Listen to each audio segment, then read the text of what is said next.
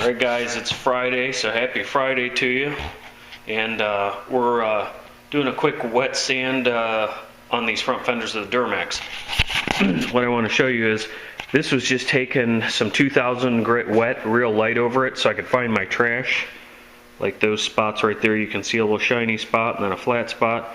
There's 3 little chunks of dirt in it there. A little something on the tip of my finger there.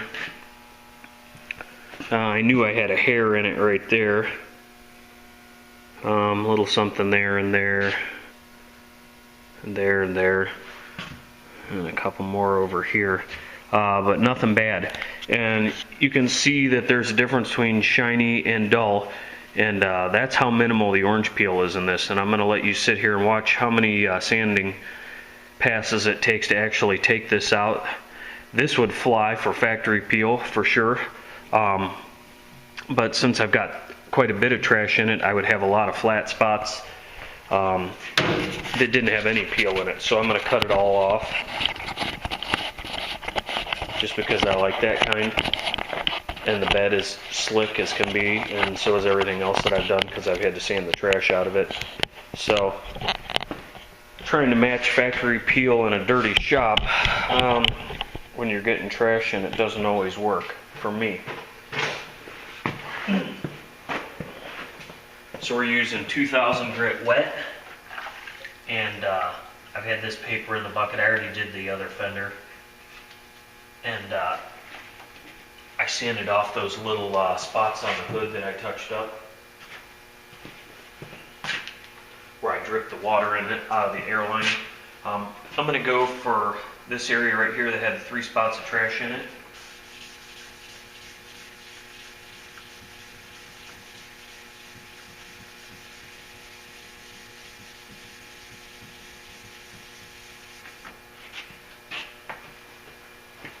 It's about 35 quick strokes across that. And this is just a damp rag. You can take a blow gun and blow it off to dry it, so you can check your progress. You can squeegee it, but it's only about 68 in here, so the water doesn't flash off very fast.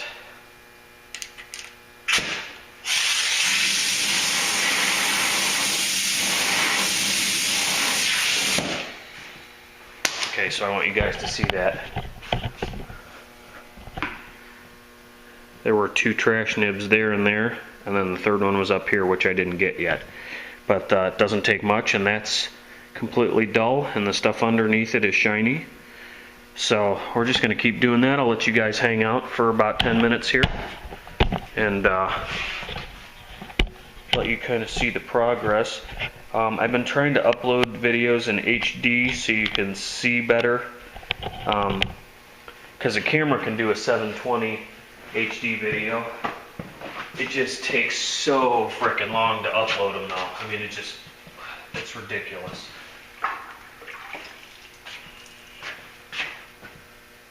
So I'm trying to do my best to give you a better quality video so you can actually see.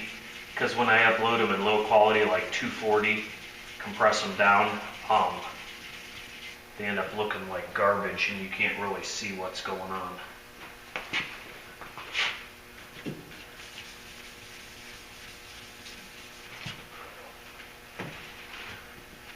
Now, I've said it before, but I'm going to repeat it.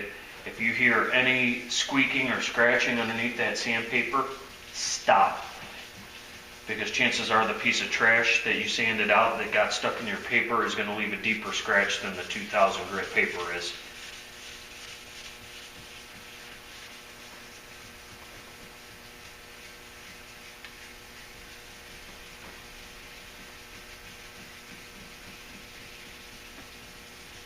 And another reminder, stay away from these edges. I give myself 1/8 of an inch on those edges.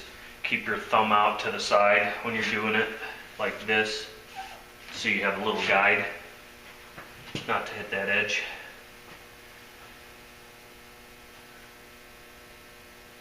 You can already see I had a piece of trash in that paper and I did scratch it. So, maybe time for a new sheet of paper too. Paper's not cheap, but in the long run it's going to save you time to change your paper.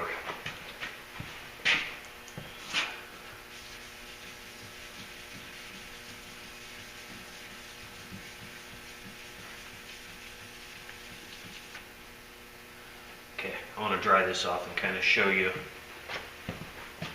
what that looks like.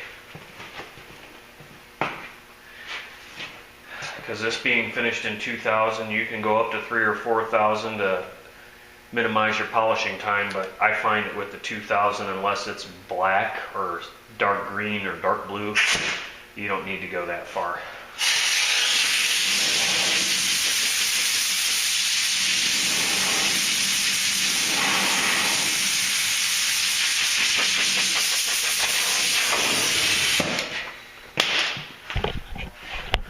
Okay, so it's flat now, and those 3 nibs of trash that were in it there are already gone. That's all it takes to get them out, unless you have a big clump of stuff in there. I actually saw something really cool I'd never seen before. I bought some stuff online from Auto Body Tool Mart. They're a pretty big company. They do some sales on eBay and things like that, but I bought directly from their website and hold that thought. Commercial break.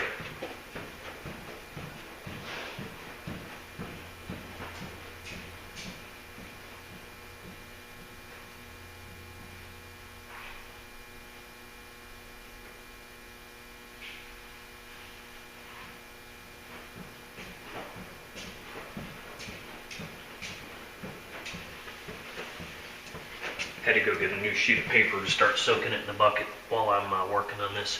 So anyway, I got a tool catalog because I just ordered a PPS adapter for that Iwata gun. I ended up buying it.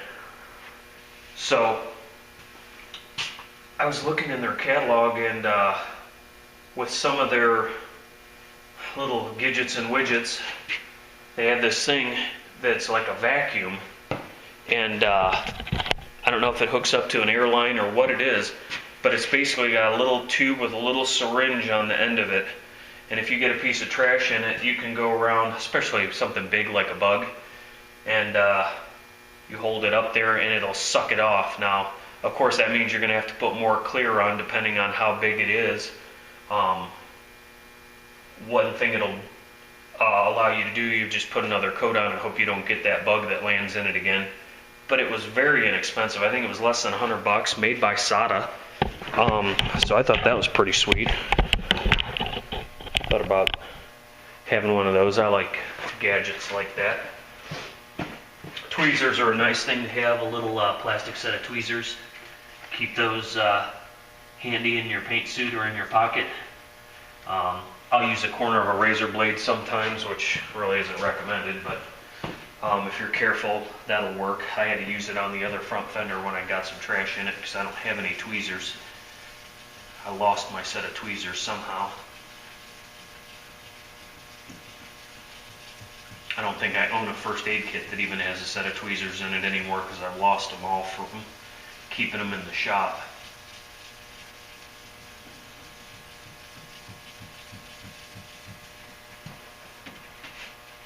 I've got a little bit of soap in there. It looks like a lot, but some of that's from me dunking that sponge in there, and it's the sludge from sanding the clear has sort of made that milky too.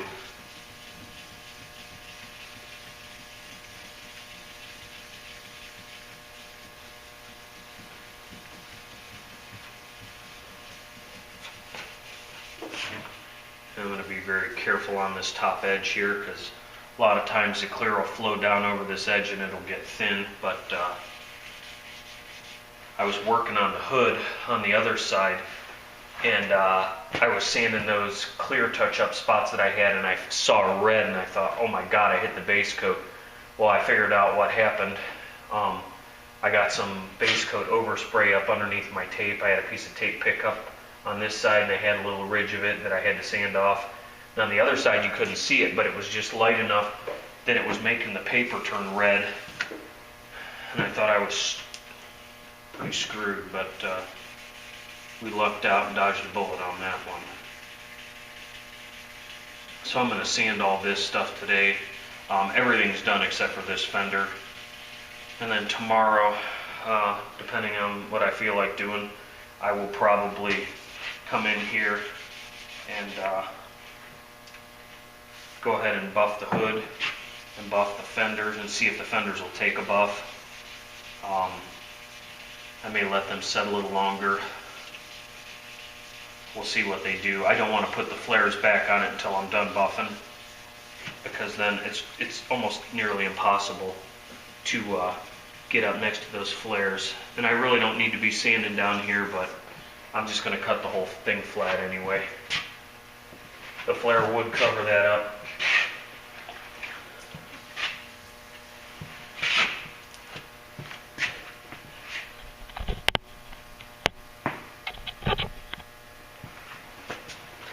But yeah, there are a lot of cool things in that auto body magazine. I guess I'm not one of those guys who's fortunate enough to get those sale papers all the time. Our local auto parts usually keeps something similar for CarQuest, and usually you look in there and you know, they have things like spray guns and air filtration systems and respirator systems and stuff like that, and the prices are just astronomical compared to what they cost from getting them from your jobber or, you know, online. I try not to buy everything online. I try and support local, but you know, the parts houses that sell auto parts usually are hard pressed to compete with somebody who specializes, just like anything. It's like trying to buy auto parts at the hardware store, you know. They don't sell enough of it to be competitive. But in a pinch, I saw Tommy Shoe's video the other day. He bought some sandpaper from Napa, and it was like 12 bucks for 5 sheets.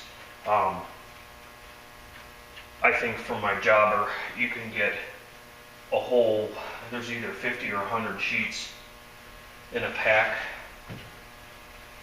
And I think it's 50 bucks or 45 bucks.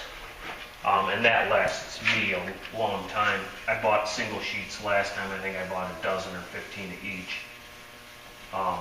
Just because I didn't want to spend 50 bucks. But, I mean, even that lasted me quite a while.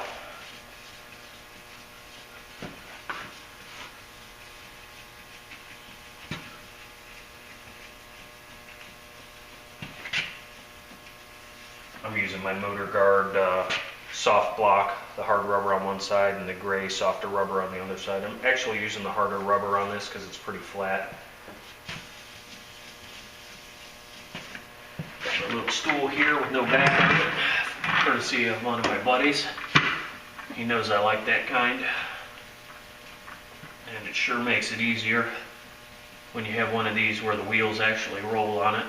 My 2 dental chairs are about kaput. They were from probably the 80s, and when my wife came into the office and started practicing with her dad, they got rid of those chairs, and I snagged them up, and I've had them in here for 10 years. So they get all garbaged up, but you know, no substitute for a decent office chair with no back on it. You can roll around, and this one has armrests, which I thought I was going to cut off, but you can see I'm leaning on it right now, so not checking my progress as often as I would probably recommend you do. I have a pretty good idea of what it took to cut the peel out of the other side, so I'm just going to keep going.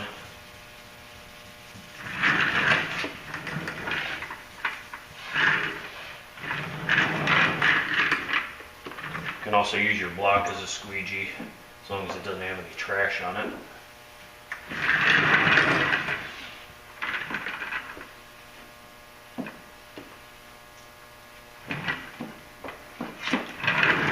A lot of guys are afraid to sand and buff something, but I'll tell you something I've told you guys a half a dozen times watching me do this.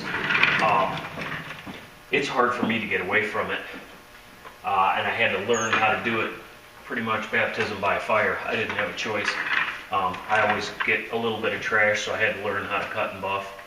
And that's where I learned about the systems for the DA, and I could use it on this, but I don't really need to go any stronger than a 2000 grit scratch to knock this out.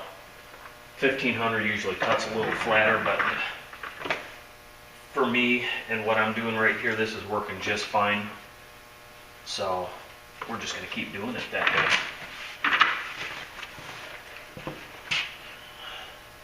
Supposed to maybe get some snow overnight tonight, but I'm not crossing my fingers on that.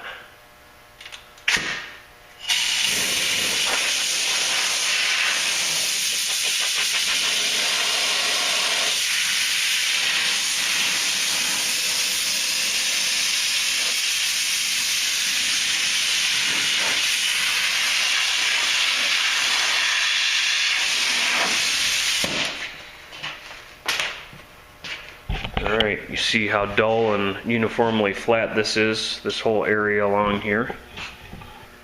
Till we get over to the big open area, and I've got 3 trash nibs in it, and I think there's going to be one in here. So let's work on that for a minute.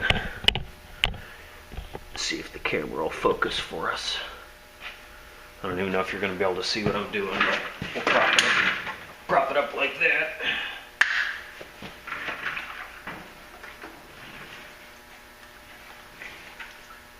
See if my new sheet of 2000 is ready for use here. That other one's pretty spanked.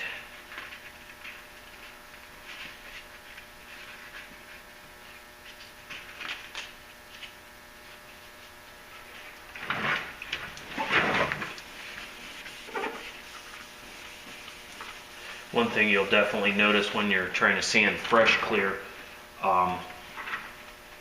it'll be real grabby. It'll want to grab the paper. This isn't what I would consider to be real fresh, but what was it, Monday? I guess we cleared it. And it's Friday, so it's 4 or 5 days old. But again, it's sitting in a cool shop overnight. You know, it's down in the 50s in here at night when I'm not here. I'll keep it up in the 60s during the day. And the first couple hours that it's curing, I'll try and keep it up in the high 70s, low 80s.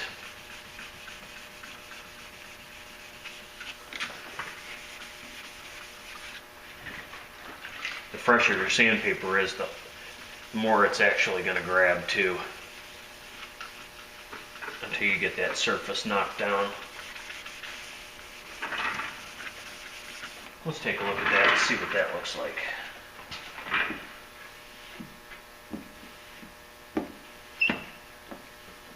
And I still see the trash. We're going to keep going.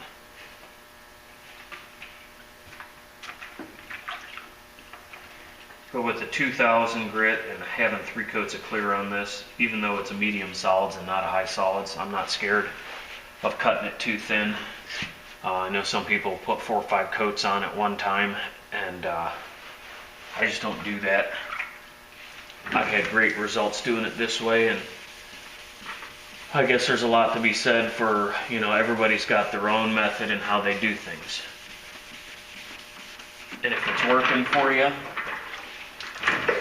as long as it's not too far from, I guess, procedure, I would recommend sticking with what you know.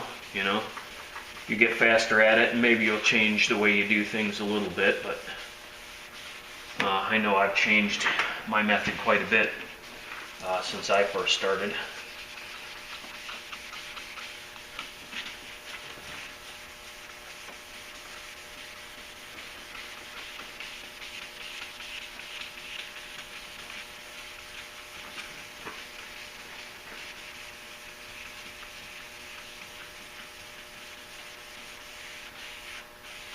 I'd love to be doing this outside if it was warm, but it's pretty cold outside. I think it's like 35 degrees outside.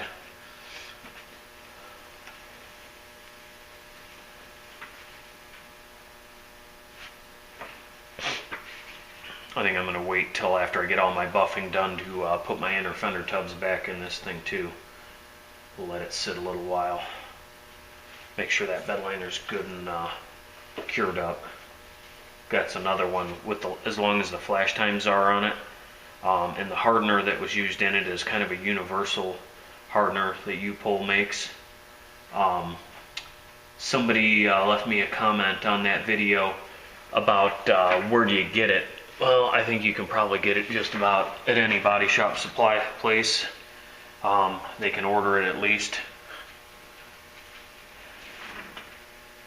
That one happened to come from my jobber, and I want to say it was, you know, the price of coatings varies depending on where you're at. probably expect to pay around $120 for that kit, maybe a little bit more. The problem is if you don't have a shoots gun to apply it, you'll have to buy one of those too, or some sort of undercoating gun. And those range anywhere from probably $15 to $150, so you'll have to have that to apply it.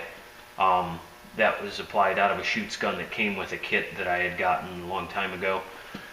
And I've got several of them because I did a big job, and every kit came with a shoots gun. So I just tend to save them. And when I get tired of cleaning them, or I can't clean them, or whatever the case may be, then of course that's where I stop. Alright, I'm going to take you guys off the stand here.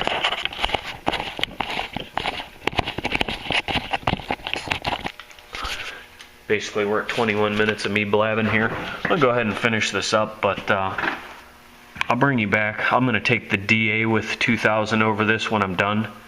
All the trash is out of that. You can see pretty well. I've got another little dimple in it right there. You see a shiny spot, maybe. Will it focus? I don't think it's going to focus. But we'll finish cutting this peel out, and we'll scuff over this real quick to see if there's any trash in it. But the other side was pretty nice, which is odd because there's trash all over the floor. So we'll get all that peel out, and we'll go from there. So I'll turn you guys back on in a little bit. See ya. Okay, just to give you guys a quick idea of what this looks like when it's done. This is the passenger side fender, and it's been gone over with the DA. We're going to go back over here. I'm going to do a few quick passes over it with the DA and some 2000. You might say, well, you just cut it by hand with 2000, but that finished DA will actually put a smaller scratch in it and refine the ones I've already got. So we're going to use the Dynabraid finished DA 3/32 orbit with the 2000 grit pad on it. The panel's already wet. Here we go.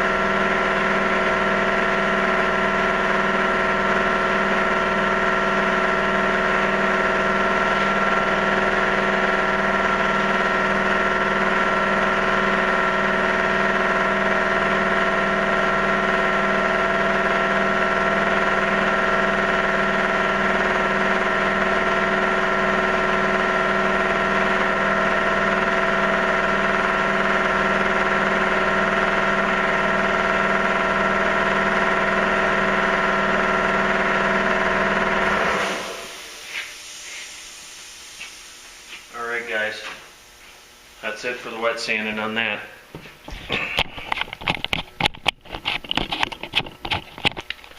She's ready for Buffy. So we don't have any deep scratches left in it, it's just kind of uniformly dull. And you can see the glass cleaner, I just sprayed on it to wipe the sanding slop off of it.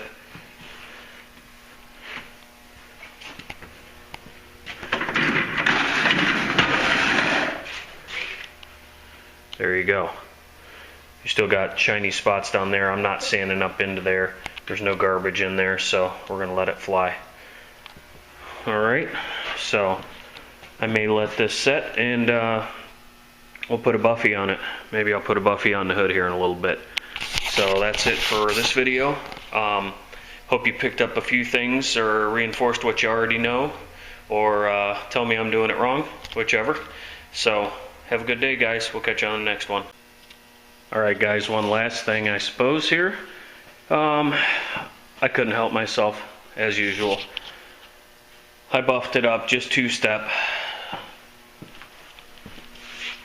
The A rubbing compound, this isn't the perfected stuff. It's the little bit lesser grade stuff.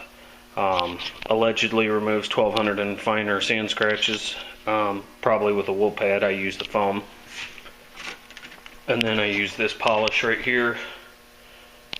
Number 82, I guess. Light cut to take the swirls out of it, which you don't get many with this pad right here. That's the pad that I use first. It's about time for a new one. That thing's about spanked. And the same thing with this one. I have an extra, but it's in worse shape than this one is. They're still working. It'll get through this job, and then we'll get some new ones.